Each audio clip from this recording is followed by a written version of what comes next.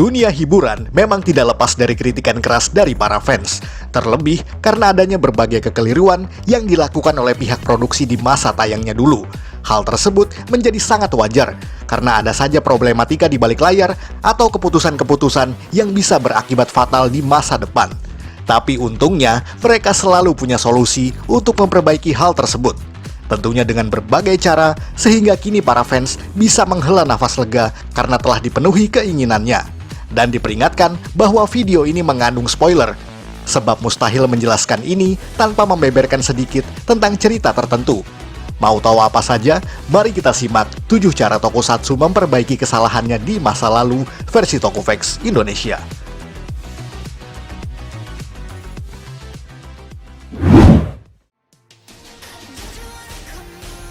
Memberi nama Ultraman Jack, Ultraman Zofi, Ultra Warriors vs The Giant Monster Army.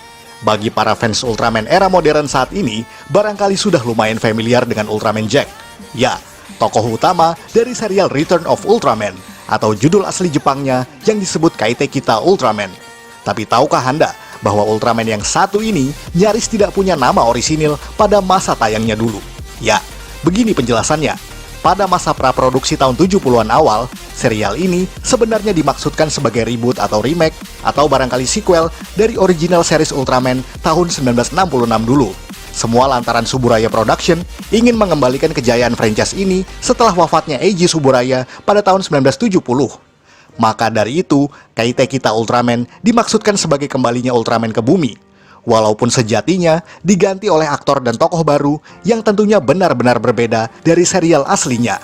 Maka dari itu, pahlawan Ultra di sini masih menyandang nama sebagai Ultraman saja, tanpa tambahan nama di belakangnya.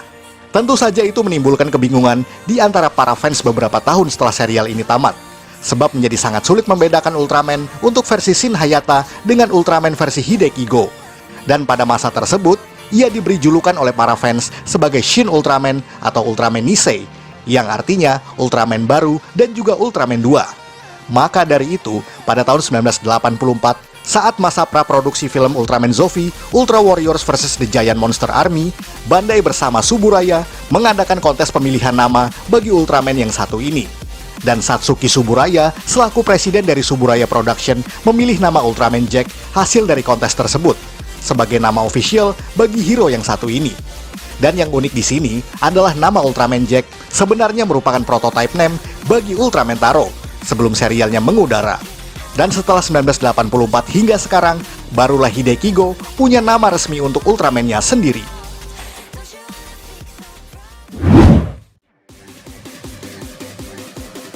Merilis serial Ultraman Leo, Ultraman Leo. Masih di serial Ultra, mungkin bagi kebanyakan fans di era modern sangat mengenal Ultraman Taro, tokoh utama dari serial yang berjudul serupa pada tahun 1973. Tentu saja, serial ini pernah sangat fenomenal di Indonesia pada tahun 80-an hingga 90-an, dan mayoritas penonton anak-anak di tanah air bisa enjoy menyaksikannya. Tapi tahukah, ternyata serial ini sangat kontroversial pada masa tayangnya dulu? Ya, sebab Ultraman Taro memang dibuat seringan mungkin dengan berorientasi pada penonton anak-anak di bawah umur. Yang artinya, dalam season tersebut sudah mulai meniadakan unsur kelam dan juga serius yang biasanya ada pada serial prequelnya. Dan justru hal tersebutlah yang menjadi senjata makan tuan bagi Suburaya sendiri. Kenapa? Karena Ultraman Taro dianggap terlalu kekanak-kanakan oleh sebagian besar penonton di Jepang, sehingga berimbas pada penurunan rating serial ini. Untunglah pada tahun berikutnya, yakni tahun 1974, Suburaya merilis serial terbarunya, yakni Ultraman Leo, dengan identitas serialnya yang dikembalikan seperti semula, yaitu dengan nuansa cerita yang lebih kelam, serius, dan juga horor. Tentu saja, serial ini berhasil secara komersil dan dicintai oleh para fans, dan digadang-gadang sebagai serial ultra paling kelam sepanjang masa, sekaligus Ultraman terakhir yang sukses pada masa keemasannya.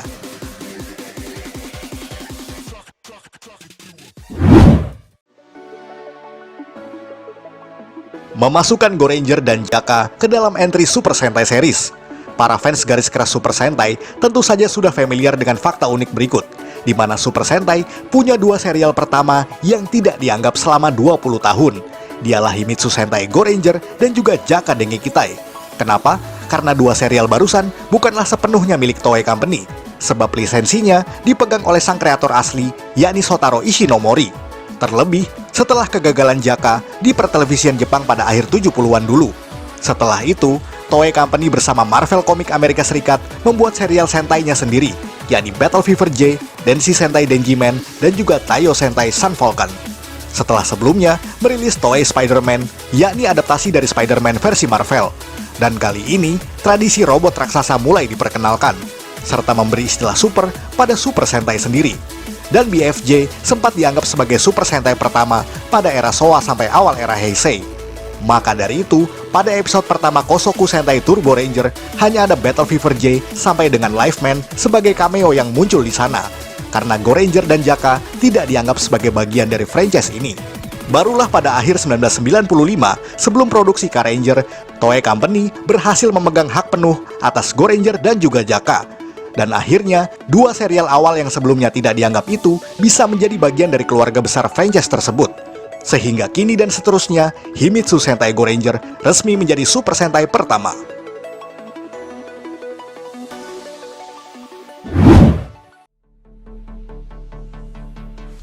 Melakukan redesign untuk Green Ranger Shield, Power Rangers Dino Thunder. Kita pun sedikitnya pernah mengulas perihal topik ini, di mana pada era awal ada kejanggalan kecil yang dianggap fatal oleh sebagian besar fans, yakni Green Ranger Shield atau armor berwarna emas yang ada di tubuh Ranger hijau di serial Mighty Morphin. Kenapa hal tersebut menjadi masalah besar? Karena pada footage asli Zyu Ranger, Dragon Armor milik counterpart asli Jepangnya tersebut memang lebih well design, sehingga terkesan lebih kokoh dan juga solid. Akan tetapi, pada versi Amerikanya, Green Ranger Shield sepertinya dibuat dari material murahan yang sepertinya hanya berupa kain biasa. Maka dari itu, ada perbedaan signifikan antara footage Jepang dan original Amerika. Sebagian besar fans menyayangkan desain tersebut, bahkan dianggap seperti cosplay Halloween atau properti parodi yang tidak serius dibuat. Untungnya, pada Power Rangers Dino Thunder, Tommy kembali lagi sebagai mentor sekaligus Ranger, di mana pada episode yang berjudul Fighting Spirit, Tommy yang dalam masa koma harus berhadapan dengan Ranger-Ranger masa lalunya, dan salah satunya adalah Green Ranger. Akan tetapi di sini, shield atau armornya sudah dibuat lebih bagus dan juga solid, sehingga tidak terkesan murahan seperti yang ada pada versi Saban sebelumnya.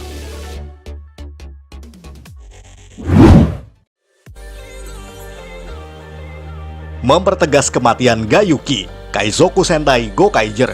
Gayuki atau Black Thunder merupakan Ranger yang mungkin paling menarik bagi penonton dewasa, sebab penggambaran karakternya yang memang berorientasi dewasa, seperti merokok, berjudi, minum minuman keras, dan juga dekat dengan wanita nakal. Bahkan gaya bertarungnya pun lebih seperti petarung jalanan ketimbang bela diri yang terkoreografi seperti kebanyakan Sentai lain. Dan di akhir season, Ranger anti-hero tersebut harus meregang nyawa di tangan seorang perampok. Atau mungkin tidak. Ya, itu semua masih menjadi tanda tanya, sebab tidak ada kejelasan perihal nasib Guy setelahnya. Walau di versi manga non-canon, posisi Guy digantikan oleh karakter baru yang bernama Jeffrey Kenzaki sebagai Green Eagle. Dan mulai dari situ, para fans akan mempercayai kalau Guy memang sudah tewas. Akan tetapi kontradiksi terjadi lagi pada tahun 1994, saat penayangan movie spesial yang berjudul Super Sentai World, di mana Jetman lengkap dengan Black Thunder turut hadir bersama tim Sentai lainnya. Itu seakan memberi tanda tanya lagi, apakah Guy masih hidup, ataukah latar cerita movie ini yang disetting sebelum kematian Guy pada episode terakhirnya. Dan semua jawaban akhirnya terungkap pada episode ke-28 Kaizoku Sentai Gokaiger, di mana Gayuki kembali lagi sebagai roh yang menuntun Gokaiger untuk mendapatkan kekuatan milik Jetman tersebut. Dan di situ, makam Gayuki turut ditampilkan, serta mempertegas tanda tanya setelah kurang lebih 20 tahun lamanya perihal nasib Ranger hitam tersebut.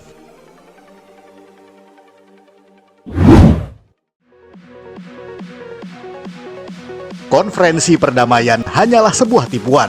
Go Power Rangers Boom Studios.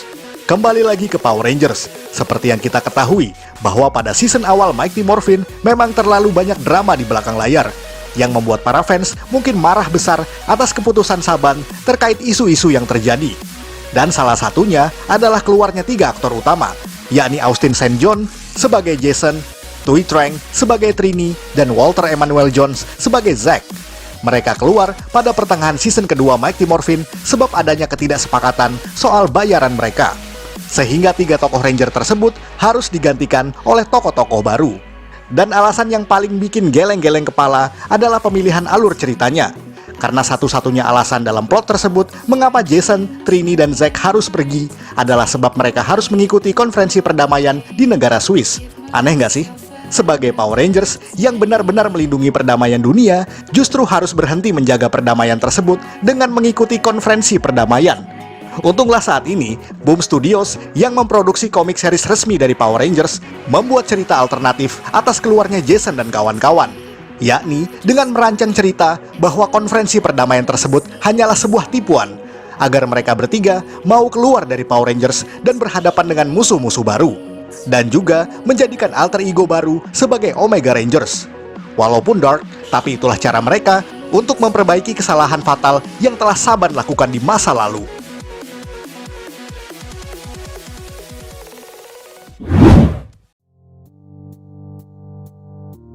Menghadirkan Zilla, Godzilla Final Wars, dan satu lagi yang paling fenomenal dan juga paling membuat fans tertawa bahagia atas keputusan tersebut.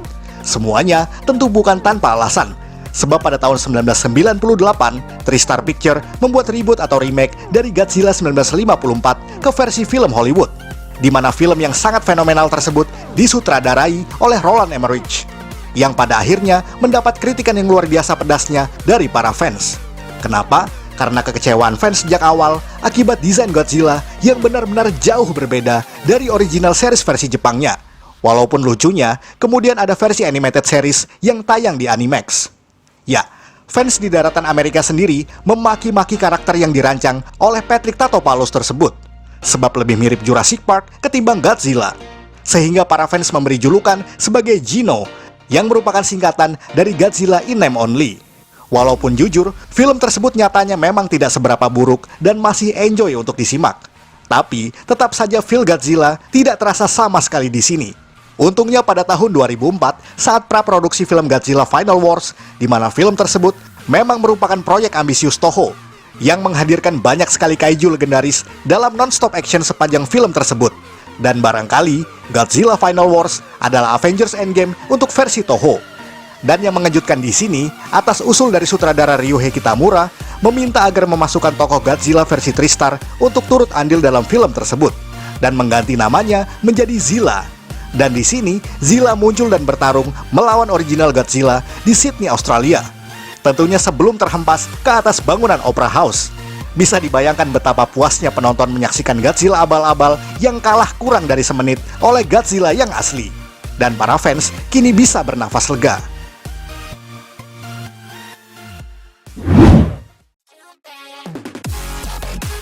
Sekian ulasan dari Tokufax Indonesia. Buat Anda yang suka dengan video ini, silakan like dan share ke media sosial Anda. Jangan lupa tinggalkan komentar. Akhir kata, salam Tokufax Indonesia.